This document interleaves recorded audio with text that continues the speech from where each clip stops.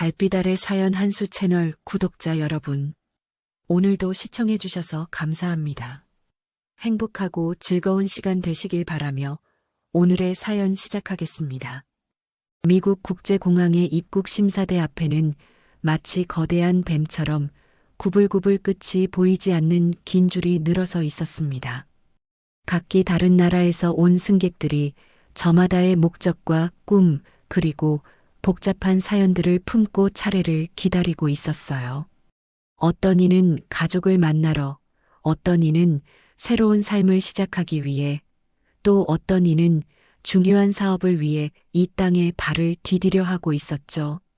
형광등 불빛이 차갑게 내려쬐는 가운데 에어컨 바람소리와 각국 언어가 뒤섞인 웅성거림이 공항 전체를 감싸고 있었습니다.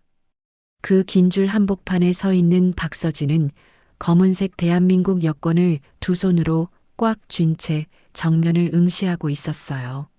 32의 나이인 그녀의 외모에는 남다른 특별함이 묻어났습니다. 어깨까지 내려오는 검은 머리카락을 깔끔하게 뒤로 묶어 올린 모습과 마치 자로 잰 듯 곧게 펴진 어깨선이 오랜 군 생활의 흔적을 선명하게 보여주고 있었죠. 한국군 대위 계급장을 가슴에 단 적이 있는 그녀는 707 특수부대 출신의 베테랑 군인이었어요. 서진의 눈동자는 깊고 차분했습니다. 수많은 위험한 임무를 성공적으로 완수해온 경험이 그녀의 시선 속에 고스란히 담겨 있었죠. 적진 깊숙이 침투해 목표물을 제거하는 임무, 인질 구출 작전, 대테러 활동까지 그녀가 거쳐온 길은 결코 평범하지 않았습니다. 하지만 지금 이 순간만큼은 그저 한 명의 평범한 여행객으로 서 있을 뿐이었어요. 공항 내부의 복잡한 소음 속에서 서진은 묵묵히 자신의 차례를 기다렸습니다. 가끔씩 손목 시계를 확인하며 시간의 흐름을 체크하는 모습이 여전히 군인다운 습관을 보여주고 있었죠. 그녀 앞에는 아직 15명 정도의 승객들이 남아 있었어요. 각자 저마다의 서류를 정리하고 긴장한 표정으로 차례를 기다리고 있었습니다.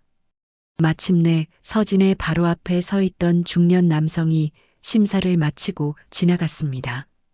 그는 관광객으로 보였는데 심사관과 농담까지 주고받으며 유쾌하게 통과해 갔어요. 이제 서진의 차례였죠. 그녀는 천천히 하지만 확신에 찬 발걸음으로 심사대 앞으로 걸어갔습니다. 입국 심사관은 40대 초반으로 보이는 백인 남성이었어요. 회색빛이 도는 머리카락과 날카로운 눈매, 그리고 약간 비만한 체형이 전형적인 미국 공무원의 모습을 보여주고 있었죠. 그는 서진이 내민 여권을 받아들고는 표지를 힐끗 보더니 순간 이상한 표정을 지었습니다. 눈썹이 치켜 올라가며 의아함을 드러냈어요. 한국? 심사관은 여권을 몇 번이고 앞뒤로 흔들어 보았습니다. 마치 가짜 문서라도 되는 양 의심스러운 눈초리로 바라보았죠. 그의 손가락은 여권 표지를 톡톡 두드리며 일부러 시간을 끌고 있는 것 같았어요. 그리고는 바로 옆에 앉아있던 동료 심사관에게 여권을 보이며 큰 소리로 말했습니다. 이것 좀 봐봐. 이상하지 않나? 한국군이래. 그것도 여자라고? 이거 장난이야, 뭐야? 동료 심사관도 고개를 돌려 여권을 들여다보더니 피식 웃으며 어깨를 으쓱했습니다. 두 사람 사이에 오가는 시선에는 명백한 조롱의 기색이 담겨 있었어요. 서진의 얼굴에는 거의 눈에 띄지 않을 정도로 미세한 변화가 스쳤습니다. 눈썹이 아주 살짝 찌푸려졌고 입술 끝이 거의 감지되지 않을 만큼 떨렸죠. 하지만 그녀는 여전히 침묵을 지키고 있었어요. 오랜 군 생활로 단련된 강철 같은 인내심이 발휘되고 있었습니다.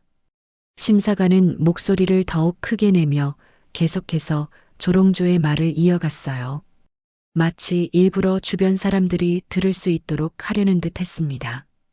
군대라니, 내 나라 장난감 전쟁 같은 건 우리 미군이랑 비교도 안 되는데 말이야. 이 말을 들은 뒤쪽 줄에 서 있던 서양 승객들도 호기심 어린 시선으로 서진을 바라보며 서로 수군거리기 시작했습니다. 키가 크고 금발의 젊은 남성이 옆에 서 있던 동반자의 어깨를 툭 치며 비웃듯 말했죠. 저런 작은 나라에서 온 애들이 대체 뭘 할 수 있겠어? 그 옆에 서 있던 중년 여성도 명품 가방을 다른 손으로 바꿔들며 고개를 저으며 대꾸했습니다. 동양인들 특유의 얌전한 척하는 거지, 뭐. 실제로는 아무것도 못해. 또 다른 승객도 끼어들었어요. 아시아 여자들은 다 똑같아. 작고 약하고 그냥 귀여운 척만 하지. 이런 날카로운 말들이 서진의 귀에 송곳처럼 파고들었습니다. 각각의 단어들이 마치 독화살처럼 그녀의 마음 깊숙이 박혔어요. 그녀는 이를 꽉 악물고 참고 있었죠. 오른손 주먹이 저절로 움켜쥐어졌고 턱 근육이 미세하게 경직되었습니다. 목 뒤로 차가운 기운이 올라왔지만 그녀는 자신의 감정을 철저히 통제하며 심사관의 다음 행동을 조용히 기다렸어요. 심사관은 여권 속 페이지들을 하나씩 넘기며 이리저리 뒤적거렸습니다. 그의 손가락은 일부러 느리게 움직였고 마치 시간을 최대한 끌려는 듯한 모습이었어요. 출입국 기록들을 하나하나 자세히 들여다보며 중얼거렸죠. 특수부대라고? 그는 서진을 위아래로 훑어보며 코웃음을 쳤어요. 이런 작은 책으로? 정말 웃기네. 몇 분이 더 지난 후에야 심사관은 마침내 도장을 여권에 찍었습니다. 하지만 여권을 서진에게 건네주면서도 그의 입가에는 여전히 비웃음이 머물러 있었어요. 서진은 차분하게 여권을 받아들고 짧고 정중하게 고개를 끄덕였습니다. 그녀의 눈빛 깊숙한 곳에서는 무언가 격렬한 감정이 꿈틀거리고 있었지만 겉으로는 아무런 동요도 드러내지 않았죠. 공항 로비로 향하는 서진의 발걸음은 여전히 군인답게 정확하고 안정적이었습니다. 하지만 그녀의 마음속에는 방금 전 들었던 모욕적인 말들이 깊은 상처가 되어 자리 잡고 있었어요. 조국을 위해 그리고 세계 평화를 위해 목숨을 걸고 임무를 수행해온 자신에 대한 명백한 모독이었죠. 707 특수부대에서의 화려한 경력과 수많은 공로가 한순간에 무너져 내리는 기분이었어요. 하지만 이것이 그저 긴 하루의 시작에 불과하다는 걸 그녀는 아직 알지 못했습니다. 입국 심사를 겨우 통과한 서진은 수함을 찾는 곳으로 향했습니다. 하지만 그녀의 시련은 여기서 끝나지 않았어요. 컨베이어 벨트에서 자신의 검은색 캐리어를 찾아든 순간 보안 요원이 다가왔습니다. 짐 검사입니다. 이쪽으로 오세요. 서진은 별다른 말 없이 따라갔어요. 보안 검색대 옆 작은 방으로 안내받았죠. 그곳에는 보안 책임자 리처드 콜맨이 기다리고 있었습니다. 50대 초반의 그는 덩치가 크고 위압적인 인상을 풍기고 있었어요. 회색 머리카락을 깔끔하게 빗어 넘겼지만 그의 눈빛에는 냉소와 편견이 가득했습니다. 여권 다시 보여주세요. 리처드가 명령조로 말했어요. 서진이 여권을 건네자 그는 여러 번 뒤적이며 자세히 살펴봤습니다. 그리고는 주변에 있던 다른 보안 요원들을 향해 손가락으로 서진을 가리키며 큰 소리로 선언했죠. 이 여자는 추방 대상입니다. 즉시 본국으로 돌려보내야 해요. 아시아인들은 늘 문제만 만든다고요. 서진의 눈빛이 순간 흔들렸습니다. 추방? 그녀는 모든 서류를 정당하게 준비해서 왔는데 말이에요. 하지만 항의할 틈도 주지 않고 리처드는 계속 말을 이어갔어요. 짐을 모두 꺼내세요. 하나도 빠짐없이요. 서진은 조용히 캐리어를 열었습니다. 깔끔하게 정리된 옷가지들과 생필품들이 드러났어요. 리처드와 다른 보안 요원들은 그녀의 물건들을 하나씩 꺼내며 집요하게 검사했습니다. 속옷까지 꺼내서 흔들어 보고 화장품 용기들을 일일이 열어보며 냄새를 맡았어요. 그때 캐리어 맨 아래쪽에서 군복 흔적이 남은 티셔츠 한 벌이 나왔습니다. 오래전 부대에서 입던 것으로 가슴 부분에 작은 부대 마크가 희미하게 남아 있었어요. 리처드는 그것을 들어 올리며 비웃듯 웃었습니다. 이게 뭐죠? 특수부대 복장이라는 거예요? 그는 티셔츠를 공중에 흔들며 주변 사람들이 보도록 했어요. 할로윈 코스튬 같은데? 정말 웃기네요. 주변에서 구경하던 공항 직원들과 몇몇 승객들에게서 웃음소리가 터져 나왔습니다. 누군가는 휴대폰을 꺼내 사진까지 찍으려 했어요. 서진은 그 순간 깊은 수치심을 느꼈습니다. 자신이 그토록 자랑스러워했던 군인으로서의 정체성이 조롱거리가 되고 있었으니까요. 이것 봐요, 모두들. 리처드가 더욱 큰 소리로 말했어요. 이런 게 한국의 특수부대래요. 우리 해병대 신병도 이것보다 나을걸요? 다른 보안 요원도 끼어들었습니다. 정말 그래요. 이런 작은 여자가 무슨 특수부대라는 거죠? 장난하나? 서진의 물건들은 바닥에 어지럽게 널브러져 있었어요. 그녀가 소중히 간직해온 것들이 마치 쓰레기처럼 취급받고 있었죠. 특히 그 티셔츠는 리처드의 손에서 계속 흔들리고 있었고 주변 사람들의 조롱거리가 되고 있었어요. 자, 이제 결속 밴드를 채우겠습니다. 리처드가 플라스틱 결속 밴드를 꺼내며 말했어요. 추방 대상자는 안전을 위해 구속해야 하거든요. 서진의 손목에 차가운 플라스틱 밴드가 조여왔습니다. 찰칵하는 소리와 함께 그녀의 자유가 제한되었어요.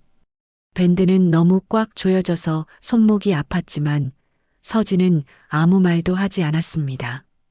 이제 대기실로 가서 기다리세요. 리처드가 차갑게 말했어요. 다음 비행기 편으로 본국 송환될 예정입니다. 서진은 결속 밴드에 묶인 채로 한쪽 구석의 작은 대기실로 안내받았어요. 그곳은 마치 감옥 같았습니다. 작은 창문 하나와 딱딱한 의자 몇 개만 놓여 있었죠. 그녀는 의자에 앉아 창밖을 바라봤어요. 활주로 위로 비행기들이 오가는 모습이 보였습니다. 손목의 결속 밴드가 점점 더 조여오는 것 같았어요. 피부에 빨간 자국이 생기기 시작했지만 서진은 여전히 참고 있었습니다.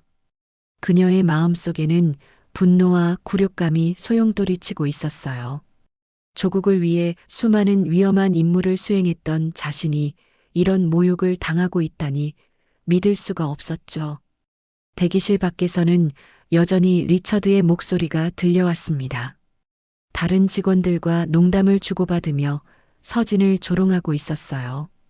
아시아 여자들은 다 저래요. 허풍만 떨고 실제로는 아무것도 못해요. 맞아요. 특수부대라니 정말 웃긴다니까요. 서진은 눈을 감았습니다.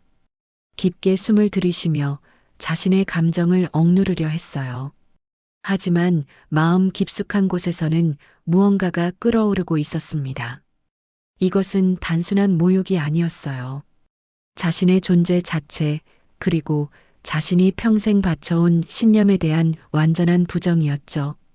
시간은 느리게 흘렀습니다. 서진은 여전히 의자에 앉아 창밖을 바라보고 있었어요. 하지만 곧 그녀의 인생을 완전히 바꿔놓을 사건이 벌어지리라는 걸 아무도 예상하지 못했습니다. 공항의 적막한 정적이 갑작스러운 총성으로 산산조각 났습니다. 탕 하는 날카로운 소리가 터미널 전체를 관통했어요. 대기실에 앉아있던 서진은 즉시 몸을 일으켰습니다. 오랜 군 생활로 단련된 그녀의 본능이 순간적으로 깨어났죠. 이것은 일반적인 소음이 아니었어요. 명백히 총성이었습니다. 창문 너머로 공항 로비가 보였는데 사람들이 갑자기 비명을 지르며 뛰기 시작했어요. 공포에 질린 승객들이 사방으로 흩어지며 도망치고 있었죠. 아이들의 울음소리와 여성들의 비명이 뒤섞여 아수라장이 되었습니다. 서진은 결속밴드에 묶인 손목을 들여다봤어요. 플라스틱이 피부에 깊숙이 파고들어 빨간 자국을 남기고 있었지만 지금은 그런 것을 신경 쓸 때가 아니었죠. 그녀는 문 쪽으로 다가가 바깥 상황을 파악하려 했어요. 로비 한가운데서 한 남성이 총을 든 채 소리치고 있었습니다. 그는 30대 후반으로 보이는 히스패닉계 남성이었어요. 검은 가죽 재킷을 입고 있었고 얼굴에는 깊은 상처 자국이 있었죠. 바로 빅터 로사스였습니다. 그의 왼손에는 20살 정도로 보이는 젊은 여성이 꼭 붙잡혀 있었어요. 모두 물러서 아무도 움직이지 마. 빅터가 총을 공중에 향해 한 발 더 쏘며 외쳤습니다. 그의 팔에 붙잡힌 여성은 억만장자의 딸 소피아 해밀턴이었어요. 금발에 파란 눈을 한 그녀는 공포에 질린 채 온몸을 떨고 있었습니다. 명품 드레스는 이미 구겨져 있었고 눈가에는 눈물이 글썽거리고 있었죠. 제발, 제발 살려주세요. 소피아가 떨리는 목소리로 간청했어요. 빅터는 소피아의 목에 총구를 들이대며 더욱 큰 소리로 외쳤습니다. 출구를 열어라.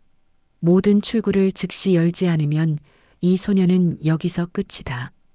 공항 보안팀들이 급하게 달려왔지만 인질이 있는 상황에서는 함부로 접근할 수 없었어요.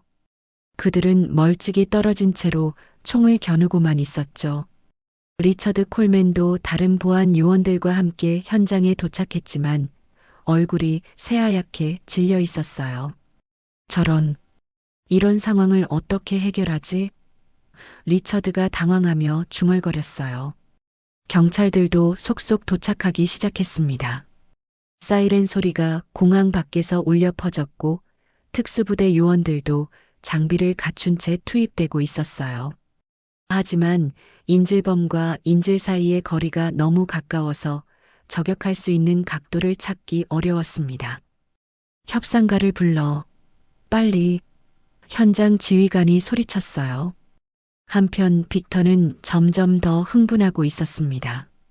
그의 손이 미세하게 떨리고 있었고 이마에서는 식은땀이 흘러내리고 있었어요. 마약에 취한 듯한 눈빛이 위험하기 그지없었죠. 시간이 없다. 10분 안에 출구를 열지 않으면 이 여자는 죽는다. 빅터가 광적으로 외쳤어요. 소피아는 더욱 큰 소리로 울기 시작했습니다. 아빠 도와주세요. 무서워요. 대기실에서 이 모든 상황을 지켜보던 서진의 눈빛이 변했어요. 그녀는 빅터의 움직임을 자세히 관찰하고 있었습니다.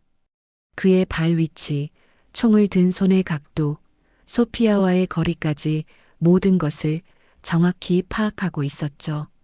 707 특수부대에서 수없이 훈련받았던 인질 구출 상황이 바로 눈앞에서 벌어지고 있었어요. 저 각도라면 서진이 마음속으로 계산했습니다. 총을 든 손목을 정확히 맞춘다면 인질에게 피해 없이 무력화할 수 있어. 하지만 그녀는 여전히 결속밴드에 묶여 있었고 대기실에 갇혀 있었어요. 설령 밖으로 나간다 해도 아무도 그녀의 말을 믿지 않을 것 같았죠. 방금 전까지만 해도 자신을 조롱하던 사람들이었으니까요. 빅터가 소피아를 더욱 꽉 붙잡으며 말했어요. 이 여자의 아버지는 억만장자야. 그런데 왜 아무도 움직이지 않는 거지? 내가 농담하는 것 같아? 시간이 흘러갈수록 상황은 더욱 악화되고 있었어요. 빅터의 정신 상태가 점점 불안정해지고 있었고 소피아는 공포와 스트레스로 인해 거의 기절할 지경이었죠. 주변의 경찰들과 보안 요원들은 여전히 적절한 대응 방안을 찾지 못하고 있었어요. 저격수는 아직 준비 안 됐나? 리처드가 다른 요원에게 물었어요. 각도가 너무 나빠요. 자칫하면 인질이 다칠 수 있습니다. 저격수가 무전을 통해 답했어요. 빅터는 주변을 둘러보며 더욱 조급해하고 있었습니다. 5분. 이제 5분밖에 안 남았어. 그 후엔 이 여자는 끝이야. 공항 전체가 긴장감에 휩싸여 있었어요. 수백 명의 승객들이 대피했지만 여전히 많은 사람들이 숨어서 상황을 지켜보고 있었죠. 언론사 기자들도 도착해서 카메라를 들이대고 있었고 이 모든 상황이 생중계되고 있었어요. 서진은 결속 밴드를 바라보며 깊은 한숨을 쉬었습니다. 지금 이 순간 자신이 할 수 있는 일이 분명히 있었는데 아무도 자신을 믿어주지 않을 거라는 생각이 들었어요. 하지만 무고한 생명이 위험에 처해 있었습니다. 그녀는 더 이상 가만히 앉아 있을 수 없었어요. 대기실 안에서 상황을 지켜보던 서진은 더 이상 참을 수 없었습니다. 무고한 생명이 위험에 처해 있는데 자신이 가만히 앉아만 있을 수는 없었어요. 그녀는 결속 밴드에 묶인 손을 들어 올리며 대기실 문을 두드렸습니다. 여기요. 저를 좀 내보내주세요. 서진이 간절한 목소리로 외쳤어요. 하지만 밖에서는 아무 반응이 없었습니다. 모든 보안 요원들이 인질극 상황에 매달려 있었고 대기실에 갇힌 추방 대상자에게는 관심을 기울일 여유가 없었죠. 서진은 더 크게 문을 두드렸어요. 제발 들어보세요. 나를 풀어주세요. 저 상황을 해결할 수 있어요. 그때 리처드 콜맨이 다른 보안 요원과 함께 대기실 쪽으로 왔습니다. 그는 짜증스러운 표정으로 문을 열었어요. 지금 무슨 상황인지 모르겠어? 조용히 하라고. 리처드가 화를 내며 말했어요. 서진은 차분하면서도 단호한 목소리로 말했습니다. 나를 풀어주세요. 저는 명사수예요. 단 한 발로 저 상황을 끝낼 수 있습니다. 리처드는 서진의 말을 듣고는 비웃음을 터뜨렸어요. 지금 농담하는 거야? 너 같은 동양 여자가 뭘 할 수 있다는 거지? 저는 대한민국 707 특수부대 출신입니다. 인질 구출 작전을 수없이 수행했어요. 서진이 진지하게 설명했어요. 하지만 리처드의 반응은 여전히 냉소적이었습니다. 특수부대? 아까 그 할로윈 코스튬 이야기 또 하는 거야? 괜히 나섰다간 더 큰 사고만 날 뿐이야. 그 순간 로비에서 빅터의 목소리가 더욱 크게 들려왔어요. 3분. 이제 3분 남았다. 시간이 다 되면 이 여자는 죽는다. 소피아의 울음소리도 더욱 절절해졌습니다. 제발, 누군가 도와주세요. 저 죽기 싫어요. 주변에 모여든 승객들도 서진의 대화를 듣고 있었어요. 그들은 서로 시선을 주고받으며 수군거렸습니다. 저 아시아 여자가 뭘 할 수 있겠어? 한 중년 남성이 코웃음을 쳤어요. 추방당할 처지인 주제에 나서려고 하다니. 또 다른 여성이 고개를 저었죠. 동양 여자들은 늘 허풍만 떨어. 실제로는 아무것도 못해. 젊은 남성도 비웃으며 말했어요. 서진의 눈빛이 더욱 간절해졌습니다. 제발 기회만 주세요. 저는 정말로 할 수 있어요. 100m 거리에서 동전을 맞출 수 있습니다. 리처드는 여전히 고개를 저었어요. 말도 안 돼. 우리 전문 저격수도 각도가 나빠서 못 쏘고 있는데 내가 뭘 할 수 있겠어? 그냥 조용히 있어. 그때 현장에 급하게 달려온 한 남성이 있었습니다. 연방수사국 요원 데이비드 밀스였어요. 그는 40대 초반의 키 큰 남성으로 날카로운 눈빛과 단정한 정장 차림이 인상적이었죠. 그는 서둘러 현장 상황을 파악하고 있었어요. 데이비드는 서진과 리처드의 대화를 우연히 듣게 되었습니다. 그의 표정이 갑자기 진지해졌어요. 그는 서진에게 다가와 물었습니다. 당신이 박서진 대위 맞나요? 서진은 놀란 표정을 지었어요. 어떻게 제 이름을? 저는 연방수사국 데이비드 밀스 요원입니다. 당신의 군 경력을 알고 있어요. 데이비드가 진지하게 말했어요. 대한민국 707 특수부대에서 수많은 인질 구출 작전을 성공시킨 전설적인 명사수죠. 리처드가 당황하며 끼어들었어요. 잠깐만요. 정말로 그런 경력이 있다는 거예요? 데이비드는 확신에 찬 목소리로 대답했습니다. 물론입니다. 박 대위는 국제적으로도 인정받는 특수부대 출신이에요. 북한 공작원 소탕 작전, 해외 교민 구출 작전 등에서 탁월한 성과를 거뒀습니다. 주변에서 듣고 있던 사람들의 표정이 조금씩 변하기 시작했어요. 아까까지 조롱하던 목소리들이 점점 작아졌죠. 하지만 리처드가 여전히 망설였어요. 만약 실수라도 한다면 어떻게 하죠? 인질이 다칠 수도 있어요. 로비에서 빅터의 절규가 다시 들려왔습니다. 1분, 이제 1분 남았어. 마지막 경고다. 소피아는 이미 공포로 인해 거의 정신을 잃을 지경이었어요. 그녀의 다리가 풀려서 빅터가 억지로 붙잡고 있을 정도였죠. 데이비드가 리처드를 향해 강하게 말했어요.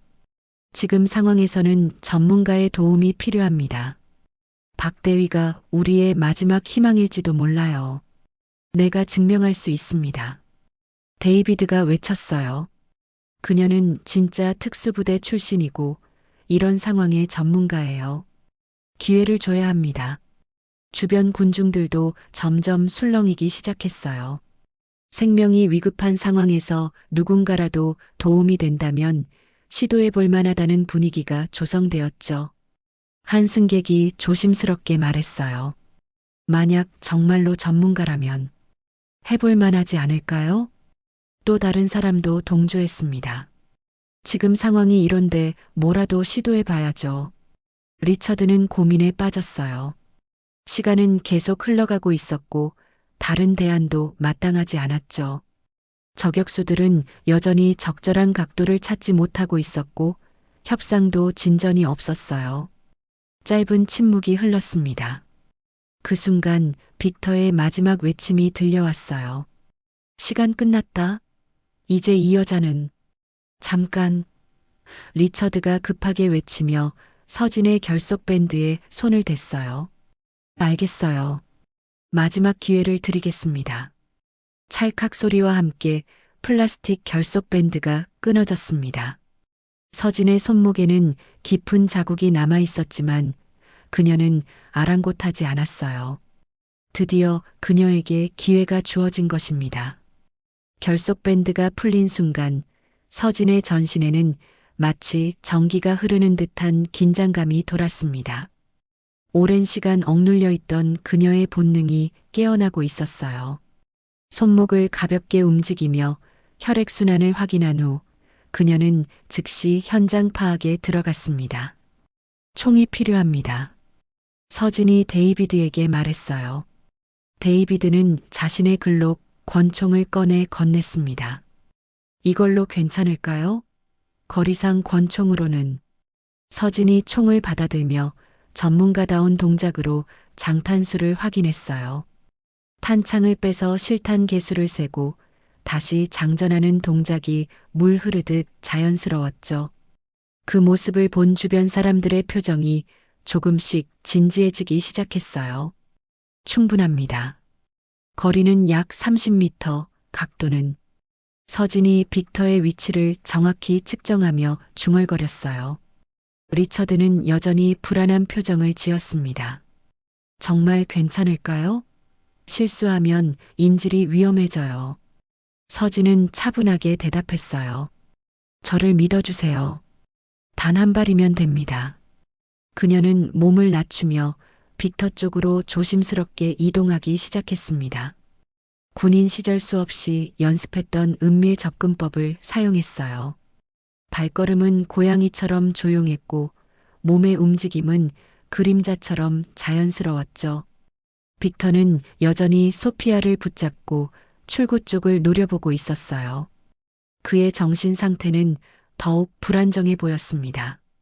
이마의 땀방울이 더욱 굵어졌고 총을 든 손이 미세하게 떨리고 있었죠. 시간이 다 됐어. 이제 정말로 끝이야. 빅터가 광적으로 외쳤어요. 소피아는 공포에 질린 채 울고 있었습니다. 제발, 제발이요. 아무것도 안 했어요. 서진은 빅터의 움직임을 세심하게 관찰했어요. 그의 호흡 패턴, 근육의 긴장도, 총을 든 팔의 각도까지 모든 것을 분석하고 있었죠. 707 특수부대에서 수년간 쌓아온 경험이 총동원되고 있었어요. 저 각도에서 손목을 정확히 맞추면 서진이 마음속으로 계산했습니다. 총이 떨어지면서 인질에게서 멀어질 거야. 그녀는 주변 환경도 철저히 파악했어요. 천장의 조명 위치, 기둥의 각도, 심지어 바닥의 재질까지 고려했죠. 유리창에 비친 빅터의 반사된 모습도 놓치지 않았어요. 빅터가 갑자기 소피아를 더욱 꽉 붙잡으며 말했어요. 아무도 안 움직이는 거 보니 정말로 이 여자 따위는 신경도 안 쓰는구나. 그렇지 않아요. 소피아가 울먹이며 애원했어요. 제발 놓아주세요. 아버지가 돈을 얼마든지 드릴 거예요. 서진은 이제 최적의 사격 위치에 도달했습니다. 그녀는 무릎을 꿇고 안정적인 자세를 취했어요. 양손으로 권총을 잡고 조준을 시작했죠. 이 순간 그녀의 모든 감각이 예리해졌어요. 주변의 소음들이 점점 멀어지기 시작했습니다.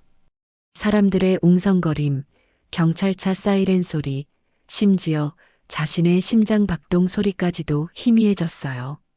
오직 빅터와 그가 든 총에만 집중하고 있었죠. 서진의 호흡이 점점 고요해졌습니다. 들숨과 날숨 사이에 완벽한 타이밍을 기다리고 있었어요. 특수부대에서 배운 저격술의 핵심은 바로 이 순간에 있었죠. 완벽한 정적 속에서 방아쇠를 당기는 것. 빅터의 손목이 조준선 한가운데 들어왔습니다. 거리, 각도, 바람의 영향까지 모든 변수가 계산되었어요. 서진의 눈빛은 레이저처럼 날카로워졌죠. 그 순간 빅터가 갑자기 움직였습니다. 소피아를 끌고 조금 옆으로 이동한 거예요. 하지만 서진은 당황하지 않았어요. 오히려 더욱 집중했죠. 움직이는 표적을 맞추는 것도 충분히 훈련받아왔으니까요. 마지막이다. 정말 마지막이야. 빅터가 절규했어요. 바로 그 순간 서진의 세계가 완전히 정지했습니다. 시간이 멈춘 듯한 고요함 속에서 그녀는 완벽한 조준을 완성했어요. 빅터의 손목, 정확히 총을 든 오른손의 관절 부위가 십자선 한가운데 있었죠. 주변에서 지켜보던 사람들도 숨을 죽였습니다. 리처드는 긴장한 채로 서진의 뒷모습을 바라보고 있었고, 데이비드는 주먹을 꽉 쥔 채 기도하듯 지켜보고 있었어요. 서진의 검지손가락이 방아쇠에 천천히 힘을 가했습니다. 이제 정말 마지막 순간이었어요. 모든 것이 이 한 발에 달려 있었죠. 무고한 생명을 구할 수 있을지 아니면 더 큰 비극이 벌어질지 결정되는 순간이었어요. 그녀의 입술이 거의 들리지 않을 정도로 작게 움직였어요. 명중. 그 말과 함께 그녀의 손가락이 방아쇠를 당겼습니다. 이제 모든 것은 운명에 맡겨진 상태였어요. 총알이 공기를 가르며 목표물을 향해 날아가고 있었죠. 공항 전체가 이 한순간에 집중되어 있었습니다. 수백 명의 시선이 서진과 빅터에게 고정되어 있었고 모든 사람들이 결과를 기다리고 있었어요. 생명을 구할 수 있는 마지막 기회였죠. 탕! 총성이 공항 전체를 관통하는 순간 시간이 정지한 듯 했습니다. 모든 사람들의 시선이 빅터에게 집중되었어요. 서진이 쏜 총알이 정확히 빅터의 오른손 손목을 관통했죠. 그의 손목에서 붉은 피가 튀어나왔고 충격으로 인해 그가 들고 있던 총이 공중으로 날아갔어요. 아! 빅터가 고통에 찬 비명을 질렀습니다. 총은 포물선을 그리며 바닥에 떨어졌고 철커덕하는 소리를 내며 소피아에게서 한참 떨어진 곳에 굴러갔어요. 빅터는 다친 손목을 붙잡고 비틀거렸죠. 피가 계속 흘러나왔지만 생명에 지장을 줄 정도의 심각한 부상은 아니었어요. 서진의 정확한 계산에 의한 완벽한 사격이었습니다. 소피아는 갑작스러운 상황에 당황했지만 즉시 빅터에게서 벗어나 도망쳤어요. 그녀는 몇 걸음 뛰어가다가 그만 다리가 풀려 바닥에 주저앉았죠. 공포와 안도감이 뒤섞인 채로 울부짖기 시작했어요. 도와주세요. 누군가 도와주세요. 소피아가 떨리는 목소리로 외쳤어요. 현장에 대기하고 있던 FBI 요원들이 즉시 달려왔습니다. 데이비드가 가장 먼저 빅터에게 달려가 그를 바닥에 눕혔어요. 빅터는 여전히 손목을 붙잡고 신음하고 있었죠. 움직이지 마. 체포한다. 데이비드가 수갑을 채우며 외쳤어요. 다른 요원들은 소피아를 안전한 곳으로 이동시켰습니다. 의료진도 급히 달려와 빅터의 상처를 응급처치하기 시작했어요. 다행히 총알은 뼈를 건드리지 않고 살짝 스쳐 지나간 정도였죠. 한편 공항 전체가 갑작스러운 정적에 휩싸였습니다. 방금 전까지 아수라장이었던 곳이 마치 마법처럼 조용해졌어요. 사람들은 믿을 수 없다는 표정으로 서로를 바라보고 있었죠. 그리고 모든 시선이 서진에게 쏠렸습니다. 그녀는 여전히 무릎을 꿇은 자세로 총을 들고 있었어요. 완벽한 사격을 해낸 후에도 그녀의 표정은 차분했죠. 마치 일상적인 일을 해낸 것처럼 담담했어요. 갑자기 한 사람이 박수를 치기 시작했습니다. 그러자 마치 도미노 현상처럼 다른 사람들도 하나둘 박수를 치기 시작했어요. 처음에는 조심스러웠던 박수 소리가 점점 커졌고 마침내 공항 전체가 우레와 같은 박수 소리로 가득 찼죠. 와, 환호성이 터져 나왔어요. 믿을 수 없어. 누군가가 외쳤어요. 정말 대단해. 또 다른 사람이 감탄했어요. 서진은 천천히 일어났습니다. 총을 데이비드에게 돌려주면서 작은 미소를 지었어요. 그 미소에는 안도감과 만족감이 섞여 있었죠. 리처드 콜맨이 서진에게 다가왔습니다. 그의 얼굴은 창백했고 눈빛에는 충격과 후회가 가득했어요. 방금 전까지 조롱하던 여성이 모든 사람의 생명을 구해낸 것이었으니까요. 저는 리처드가 말을 더듬었어요. 하지만 서진은 그보다 먼저 소피아에게 다가갔습니다. 소피아는 여전히 바닥에 앉아 울고 있었어요. 서진이 무릎을 꿇고 그녀 옆에 앉았죠. 이제 안전해요. 서진이 부드러운 목소리로 말했어요. 소피아가 고개를 들어 서진을 바라봤습니다. 눈물로 범벅이 된 얼굴이었지만 그 눈빛에는 감사함이 넘쳐났어요. 당신이 저를 구해주신 거예요? 소피아가 떨리는 목소리로 물었어요. 서진이 고개를 끄덕였습니다. 네, 이제 괜찮아요. 소피아는 갑자기 서진을 끌어안았어요. 그리고는 목 놓아 울기 시작했죠. 공포에서 벗어난 안도감과 고마움이 한꺼번에 쏟아져 나왔어요. 고맙습니다. 정말 고맙습니다. 소피아가 계속 중얼거렸어요. 당신이 아니었다면 저는 정말로 죽었을 거예요. 주변에서 지켜보던 사람들의 표정이 완전히 바뀌었어요. 아까까지 서진을 조롱하던 사람들의 얼굴에는 부끄러움과 미안함이 가득했죠. 한 승객이 조심스럽게 다가와 말했어요. 정말 죄송합니다. 아까 제가 한 말들. 또 다른 사람도 고개를 숙였어요. 저도 마찬가지입니다. 당신을 오해했어요. 하지만 가장 충격을 받은 사람은 리처드였어요. 그는 서진 앞에서 거의 무릎을 꿇다시피 하며 말했죠. 당신에게 했던 모든 말들, 정말 죄송합니다.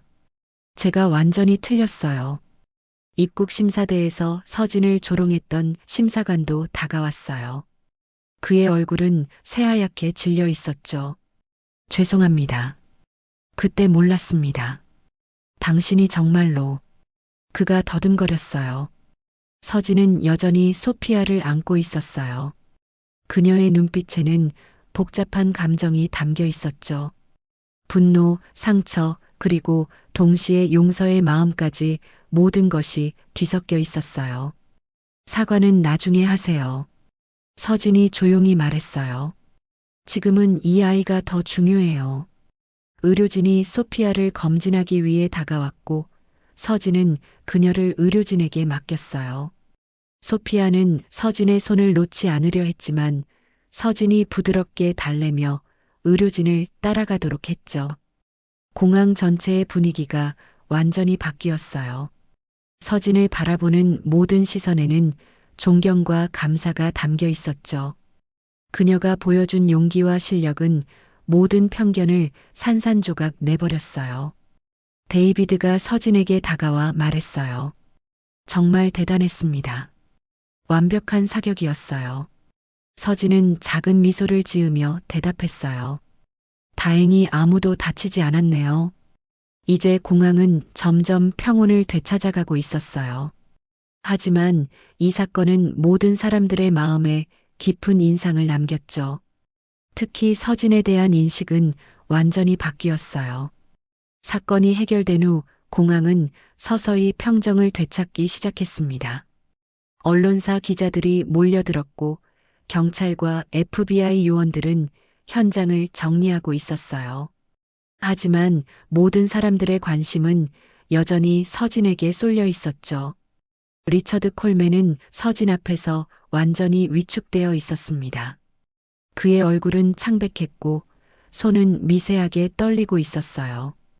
평생 자신감 넘치던 그가 이렇게 작아 보인 적은 없었죠. 그는 몇 번이나 입을 열려다가 다시 닫았어요. 박대위님. 리처드가 간신히 입을 열었습니다. 목소리가 떨리고 있었어요. 서진은 차분한 표정으로 그를 바라봤어요. 분노나 원망의 기색은 찾아볼 수 없었죠. 오히려 깊은 슬픔이 그녀의 눈빛에 스며 있었어요. 당신에게 했던 모든 말들, 정말로 모두 취소합니다. 리처드가 거의 무릎을 꿇다시피 하며 말했어요. 제가 완전히 틀렸습니다. 당신은 영웅이에요. 주변에서 지켜보던 공항 직원들도 하나둘씩 고개를 숙이기 시작했어요. 아까까지 서진을 조롱하던 사람들이었지만 이제는 모두 부끄러운 표정을 지었죠. 입국 심사대에서 서진을 모욕했던 심사관도 다가왔습니다. 그는 땀을 뻘뻘 흘리며 눈을 제대로 마주치지 못했어요. 정말 죄송합니다. 그가 더듬거리며 말했어요. 그때 제가 한 말들 용서해 주세요. 몰랐습니다. 당신이 정말로 그런 대단한 분인 줄. 다른 보안 요원들도 줄을 서듯 사과하기 시작했어요. 서진의 물건들을 함부로 뒤진 직원, 할로윈 코스튬이라며 조롱했던 직원, 그리고 추방 절차를 진행했던 모든 사람들이 고개를 숙였죠. 하지만 서진의 반응은 그들이 예상했던 것과 달랐습니다. 그녀는 복수나 분노 대신 깊은 상처를 드러냈어요. 당신들이 저에게 던진 말들은. 서진이 천천히 입을 열었습니다. 총알보다 더 깊이 박혔습니다. 그 말을 들은 모든 사람들이 더욱 고개를 숙였어요. 서진의 목소리에는 원망보다는 깊은 실망이 담겨 있었죠. 저는 조국을 위해 목숨을 걸고 싸워왔습니다. 서진이 계속 말했어요. 테러리스트들과 맞서 싸우고 무고한 사람들을 구하는 것이 제 임무였어요. 그런 제가 오늘 여기서 받은 대우는. 서진의 목소리가 잠시 떨렸어요. 그녀도 사람이었고 아무리 강한 정신력을 가졌다 해도 이런 모욕은 깊은 상처가 되었던 것이죠. 리처드가 더욱 절망적인 표정을 지었어요. 정말, 정말 죄송합니다. 변명의 여지가 없어요. 그때 소피아가 의료진의 검진을 마치고 서진에게 달려왔습니다. 그녀의 얼굴에는 여전히 눈물 자국이 남아 있었지만 눈빛은 감사함으로 가득했어요. 은인이세요. 소피아가 서진의 손을 두 손으로 꽉 잡으며 말했어요. 당신이 아니었다면 저는 정말로 죽었을 거예요. 평생 잊지 않을 거예요. 서진의 표정이 조금 부드러워졌어요. 무고한 생명을 구했다는 사실이 그녀에게는 가장 큰 위안이었죠. 다치지 않아서 다행이에요. 서진이 소피아의 어깨를 가볍게 두드리며 말했어요. 소피아는 계속해서 감사의 말을 이어갔어요. 당신은 정말 대단한 분이에요. 어떻게 그렇게 정확하게 쏠 수 있는 거예요? 정말 영화에서나 볼 법한 일이었어요. 주변에서 듣고 있던 사람들도 고개를 끄덕였어요. 서진의 사격 실력은 정말로 전설적이었죠. 30m 거리에서 움직이는 표적의 손목을 정확히 맞춘다는 것은 보통 실력으로는 불가능한 일이었어요. 데이비드 밀스 요원이 서진에게 다가왔습니다. 박 대위님, 정말 대단했습니다. FBI에서도 이런 정확한 사격은 쉽게 볼 수 없어요. 감사합니다. 서진이 정중하게 답했어요. 그런데 데이비드가 조심스럽게 말했어요. 추방 절차는 어떻게 되는 건가요? 그 말을 들은 리처드가 급하게 손을 흔들었어요. 그런 건 이제 생각도 하지 마세요. 모든 절차를 즉시 취소하겠습니다. 다른 공항 관계자들도 동조했어요. 당연하죠. 영웅을 추방할 수는 없어요. 하지만 서진은 여전히 복잡한 표정을 지었습니다. 사과를 받았다고 해서 상처가 바로 치유되는 것은 아니었으니까요. 하지만 오늘 일어난 일들은 쉽게 잊혀지지 않을 것 같아요. 서진이 조용히 말했어요. 그 순간 공항 로비에 있던 모든 사람들이 서진을 향해 박수를 치기 시작했습니다. 승객들, 공항 직원들, 경찰들, 심지어 기자들까지 모두가 일어서서 박수를 쳤어요. 박수 소리가 점점 커졌고 환호성도 함께 터져나왔어요. 영웅, 고마워요. 정말 대단해요. 하는 외침들이 공항 전체를 가득 채웠죠. 서진은 그 모든 시선을 받으며 서 있었어요. 그녀의 눈빛에는 여전히 상처가 남아 있었지만 동시에 무언가 다른 감정도 스며들고 있었죠. 분노와 원망 대신에 용서에 대한 생각이 자라나고 있었어요. 리처드가 다시 한번 깊게 고개를 숙였어요. 정말로 죄송합니다. 평생 후회하며 살 것 같아요. 서진은 그런 그를 바라보며 깊은 생각에 잠겼어요. 복수보다는 용서가, 미움보다는 화해가 더 큰 힘을 가질 수도 있다는 생각이 들었죠. 하지만 아직은 마음의 정리가 필요했어요. 너무나 깊은 상처를 받았으니까요. 공항의 소란이 점차 잠잠해지고 언론진들과 구급차들이 하나둘 떠나기 시작했습니다. 하지만 로비에는 여전히 많은 사람들이 남아 있어서 서진을 지켜보고 있었어요. 그들의 시선에는 호기심과 존경, 그리고 미안함이 복합적으로 섞여 있었죠. 소피아는 아직도 서진의 곁을 떠나려 하지 않았습니다. 그녀는 서진의 팔을 가볍게 붙잡으며 계속해서 감사의 말을 전하고 있었어요. 정말로, 정말로 어떻게 감사드려야 할지 모르겠어요. 소피아의 목소리에는 진심이 가득했어요. 당신이 아니었다면 저는 지금 여기에 있을 수 없었을 거예요.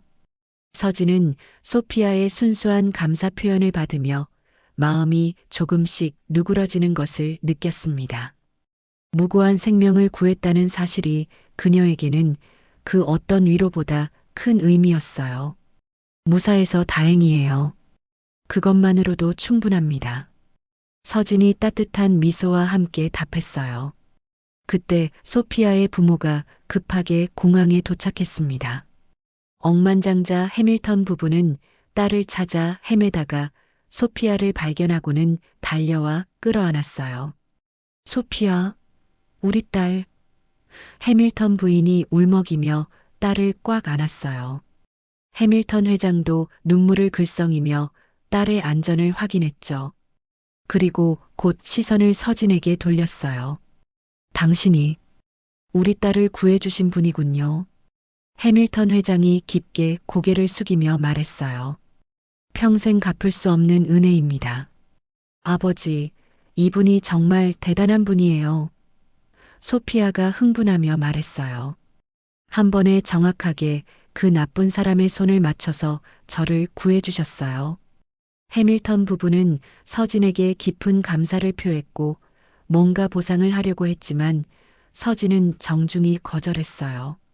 그녀에게는 생명을 구한 그 자체가 가장 큰 보상이었으니까요. 한편 리처드와 다른 공항 직원들은 여전히 서진 주변에 모여 있었습니다. 그들은 계속해서 사과의 말을 건네고 있었지만 서진의 마음속 상처는 쉽게 치유되지 않고 있었어요.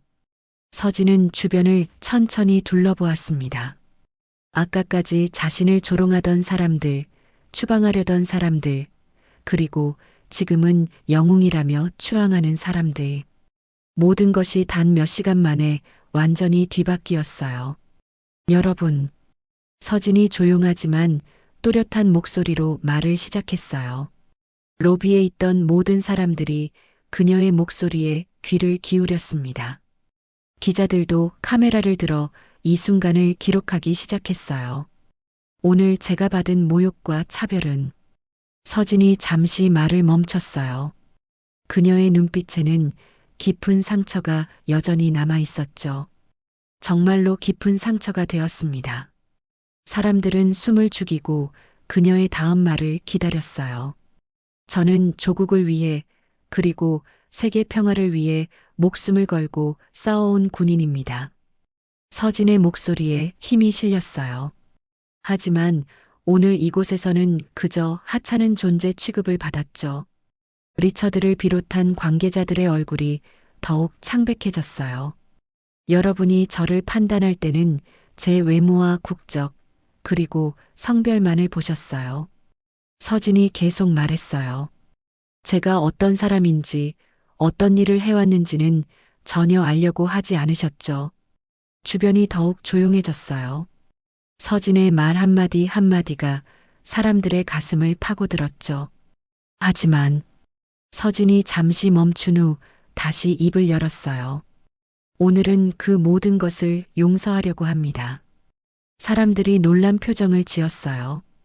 그들은 서진이 분노하거나 복수를 원할 것이라고 생각했는데 용서라는 단어가 나올 줄은 몰랐죠. 왜냐하면 오늘 제가 한 일은 복수나 증명을 위한 것이 아니었기 때문입니다. 서진의 목소리가 더욱 따뜻해졌어요. 무고한 생명을 구하는 것이 제 목적이었고 그 목적을 달성했습니다. 소피아가 감동하여 다시 눈물을 글썽였어요. 미움과 원망을 품고 사는 것보다는 서진이 주변을 다시 한번 둘러보며 말했어요. 용서하고 화해하는 것이 더 큰 의미가 있다고 생각해요. 그 순간 공항 전체에 박수 소리가 다시 터져 나왔습니다. 이번에는 단순한 환호가 아니라 깊은 감동에서 우러나온 박수였어요. 많은 사람들의 눈에서 눈물이 흐르고 있었죠. 리처드가 앞으로 나와 깊게 절했어요. 당신의 용서, 받을 자격이 없지만 감사합니다. 평생 잊지 않겠습니다. 다른 직원들도 하나씩 나와서 진심 어린 사과를 했어요. 이번에는 형식적인 사과가 아니라 정말로 잘못을 깨닫고 뉘우치는 모습이었죠. 서진은 그들 모두를 바라보며 고개를 끄덕였어요. 앞으로는 사람을 겉모습으로 판단하지 마세요. 모든 사람에게는 각자의 이야기와 가치가 있어요. 데이비드 밀스 요원이 서진에게 다가왔습니다. 박 대위님, 정말 존경스럽습니다. 실력뿐만 아니라 인품까지. 감사합니다. 서진이 미소를 지으며 답했어요. 공항 밖으로 새벽 햇살이 스며들기 시작했습니다. 긴 밤이 지나고 새로운 아침이 오고 있었어요. 창문 너머로 들어오는 황금빛 햇살이 서진의 얼굴을 비췄죠. 서진은 그 햇살을 바라보며 깊은 숨을 들이쉬었어요. 모욕과 차별로 시작된 하루였지만 용서와 화해로 끝을 맺게 되었어요. 그녀의 마음속에는 여전히 상처가 남아 있었지만 동시에 평화로운 만족감도 자리 잡고 있었죠. 때로는 용서가 복수보다 더 큰 용기를 필요로 해요. 서진이 혼잣말처럼 중얼거렸어요. 소피아가 마지막으로 서진을 꼭 안으며 말했어요. 당신은 제 영웅이에요. 평생 기억할 거예요. 공항은 이제 완전히 평온을 되찾았습니다. 사람들은 각자의 목적지로 떠나기 시작했고 새로운 하루를 맞이하고 있었어요. 서진도 이제 자신의 여행을 계속할 수 있게 되었죠. 모욕으로 시작되었던 이야기가 용서와 감동으로 마무리되었습니다. 그리고 이 이야기는 그곳에 있던 모든 사람들의 마음속에 오래도록 남아있을 것이었어요.